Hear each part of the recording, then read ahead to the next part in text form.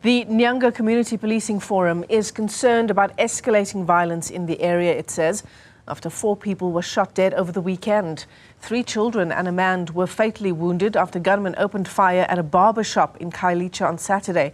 It's believed the mass shooting was a revenge attack following the murder of a family of 4 from Tsulu last week.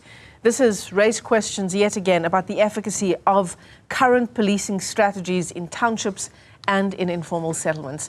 Newzroom Afrika's Nasiphi Same joins us live now from Mfuleni Township in the outskirts of Cape Town. Nasiphi, it certainly does raise alarm bells for various reasons, including the fact that 3 children were caught in the fire at that barber shop on Saturday. Well, Michelle, as much as we're talking about 8 people, 4 in Khayelitsha, 3 of those victims in Khayelitsha being children, the youngest being 4. And less than 24 hours later, Nyanga Community also, hit by that mass shooting, leaving 4 people dead.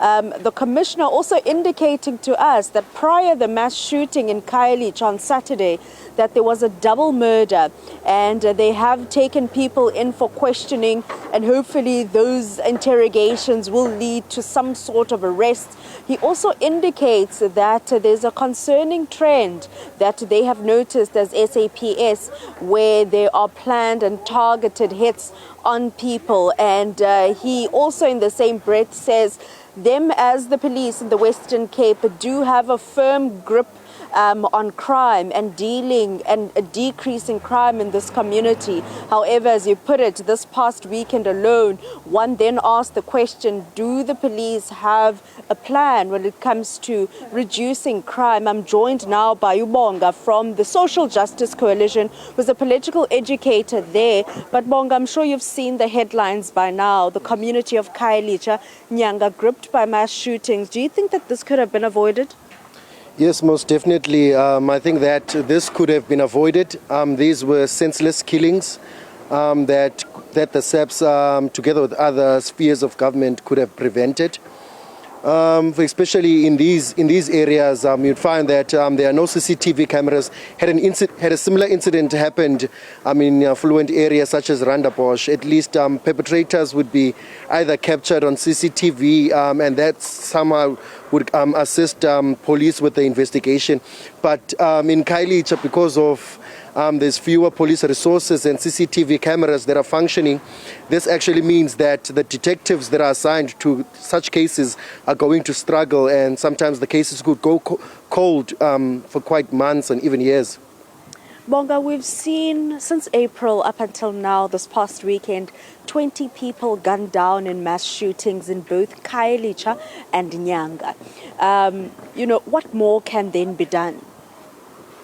I think all the 3 spheres of government, local, provincial and national, need to sit down, and they need to find ways in try and actually draw down guidelines of policing Cape Flats and informal settlements, because currently, as the SJC for the past decade, we've been asking, even through the commission, to the Khayelitsha Commission of Inquiry recommendations for policing guidelines of actually informal settlements and townships. Until today, those guidelines are not there. Those guidelines would assist us a lot in terms of, because of when we were addressing the police, I think in the past years, they would normally say that one of their issues are that in informal settlements there's no public lighting, so it's hard for them to police. So we know that that's a function of the city of Cape Town, which is local government. So that is why then we say that we need an integrated approach from the different spheres of government.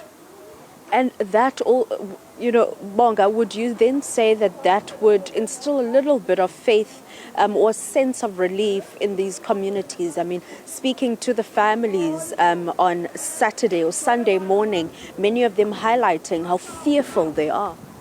Yes, most definitely, because I think that police visibility itself is not the answer alone, but definitely it is a deterrent to criminals. Whenever criminals would see police visibility, then definitely that would deter them from actually committing some crimes. But in such cases where there is you can be in an area for about an hour or 2 without seeing any police van passing by. So most definitely, I think when police are around, communities would definitely feel some certain amount of his safety. Bonga, we are seeing, or rather townships in particular, bearing the brunt of mass shootings. Perhaps what do you think could be the reason or the underlying reason that is leading to this? So basically, one has to also look at the historical context of the townships. I mean, it's fact, and also how townships are made, how spatial apartheid also plays a big role in all of this, and also the fact that also in townships, when I remember in 2019 we won a judgment at the Social Justice Coalition at the Western Cape High Court, when the Western Cape ruled in our favor and said that the manner in which police are distributed in townships discriminates on the basis of race and poverty. So I think that alone, that judgment emphasized our calls that we've been making with the Social Justice Coalition, that police that are located in townships are actually lesser than police that are located in affluent areas, and sometimes that affects the competency of police that are around. So sometimes that kind of influences crime rate increasing, because it means that competent police are then not assigned to a Khayelitsha, but are assigned a Randaphosh, assigned a C point, such as detectives, but also budget cuts also play a major role as well.